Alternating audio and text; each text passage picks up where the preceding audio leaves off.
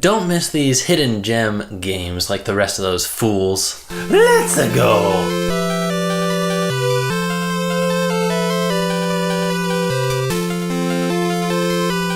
Underrated games is the topic today. Ones that you don't want to miss. Yeah. Now, Simeon and I have played a collective 791 games. Yes. So you would be very remiss to not immediately purchase these. I forgot about that one game. 792? Yeah. All right. So we're talking about games that either are basically like unknown. Yeah. Or they came out and people didn't like them, but we like them and we think that they deserve another shot. Because we're right. Yes. Let's start this off with Star Fox Assault for the GameCube. Yes. I think one of the reasons that this game got bad reviews is because it came on the heels of Star Fox Adventures. And the Star Fox Adventures sentiment was keep Fox in the cockpit. Yes. Nintendo didn't listen to that feedback completely. Now, Star Fox Assault had a really good balance of flying, tanking, and walking around. And it had really good on-foot segments. Great weapons, characters, maps. I thought so. I think it was done really well. Yeah. I mean, up until Splatoon, we did not really have a first-party Nintendo shooting game that would be, especially multiplayer. I mean, we had Metroid series, and then we had, Metroid Prime 2 Echoes, which was multiplayer, but a very, very basic. Yeah. This gave a lot of variation to that, and it was great. And it actually has a good story. It's like the only game besides Star Fox Command, which is not just a repetition of the same old tired continuity. So there you go. Yes. But that Legend of Kage too. Must be kind of like Legend of Kage. I remember that game. Yes, very similar to Legend of Kage, but not quite. It is actually a blast. Doesn't take too much from the original. I mean, the basic controls, but you're jumping through the treetops. You're doing a whole bunch of cool sword slashes. You're throwing ninja stars. Nice. You're blowing people up. It is an absolute blast. The best deal that I ever got. This game was a huge surprise, and if you can find it... Oh, another interesting fact about this game.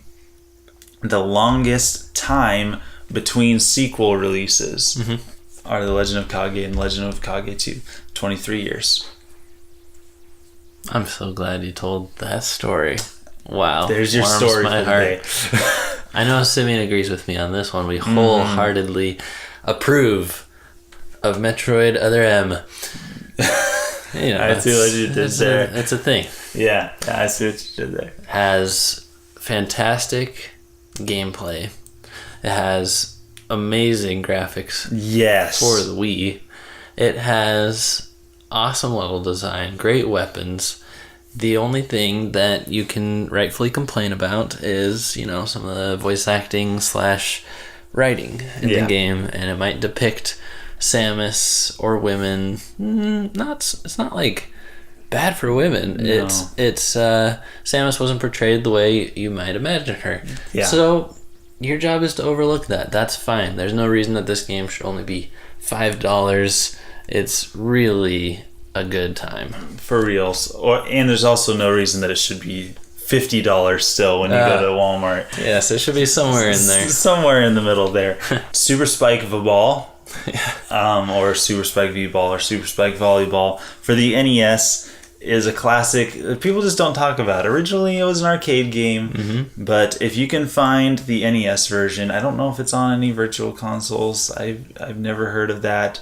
No. You might, but find this game, especially if you have people that you can play it with, especially if you have the 4-player adapter for the NES. Totally worth playing this game. Very simple. Yeah. A lot of fun jumping up and spiking down on people, making them explode. Yes, it is surprisingly cooperative. So very fun. I bought Simeon a second cartridge because the first one was starting to slow down. Oh, it's like so we were playing bad. in slow motion. Next up, we have Affordable Space Adventures Yes. for Wii U. An indie game that is up to 3 players. You can play it by yourself if you need to, but the real fun comes in co-piloting, where you split up the responsibilities. Someone's steering, someone's pointing the flashlight, someone is using the gamepad to toggle off everything. Oh my Whatever's goodness. using your electricity, whatever's making sound. If you need to go into a stealthy mode, you're like, all right guys, we're switching to electric engines, okay, go. Lots working together. I cannot imagine playing this game alone. Like, obviously I didn't really do too much of the gamepad stuff. That's really complicated. Yeah. But I just did, like, pointing or steering, and that's enough. I cannot imagine doing all of the tasks. Tatsunoko vs. Capcom is a fantastic fighting game. If you are a fighting game fan, you probably have another system. But if you are a fighting game fan and you're looking for it on the Nintendo console, Tatsunoko vs. Capcom is absolutely where it's at. Yeah. In my opinion, it is the best 2D fighting game. I think it's one of the most balanced. I mean, you can see that they were kind of using it as a tech demo for Marvel vs. Capcom 3. And, they put a lot more effort into Marvel vs. Capcom 3. But honestly, even though it has less characters and stuff, I think it's more balanced. And I honestly just think it's a better game overall. Nice.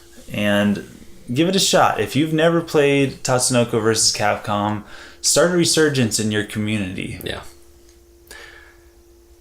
I can't believe I'm about to say this, Simeon. But Donkey Kong. Which version, you might ask? Tell me. The Game & Watch version. Oh, yeah? Holy cow. So cool. You don't even play as Mario. You play as Mr. Game & Watch. Now, are you talking about, like, Game & Watch or DS Game & Watch Collection? Well, Game & Watch. I mean, I played it on the latter, but aren't they the same? I think they are the same. Yeah, it's a faithful rendition that they put out on the DS through Club Nintendo. So this is a really hard game to come by. You either have to get some a reward from Club Nintendo that someone's selling, or an old Game & Watch. But man, is it fun, because it's actually turns out it's like a rhythm game, because everything is moving in clicks, and some faster than others, and you have to move precisely and dodge things and jump and get to the end, and it gets faster and faster. So it's really hard to keep up with, but so much fun. I loved it. I wanted to get the world record in it, and I looked up the score, and I have surpassed that score, just haven't submitted anything. Right. But man, I love it.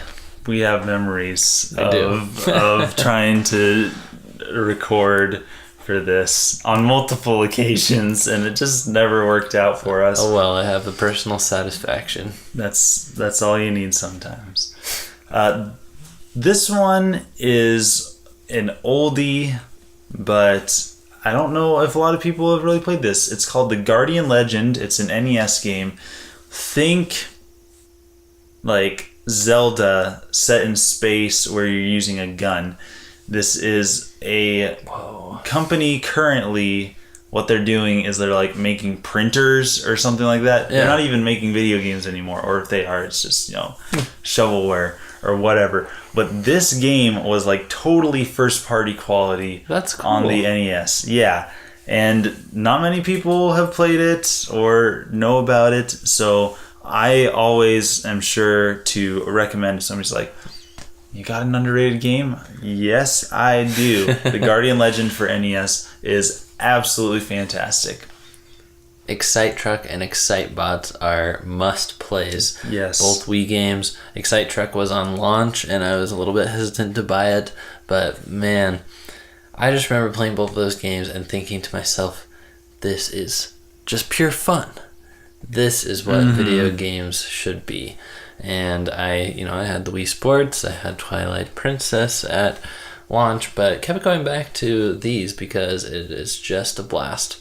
And really, they both stand on their own. It's not like you should just buy one. I'm sure they're both cheap by now, so do yourself a favor, and especially if you have friends. Oh, yeah. It's a blast, but also really good challenges and medals to earn, stuff like that on single player. Highly recommended. Me too. It's a good one. Another controversial choice we talked about, Star Fox Assault, Metroid Other M. A lot of people don't agree with us.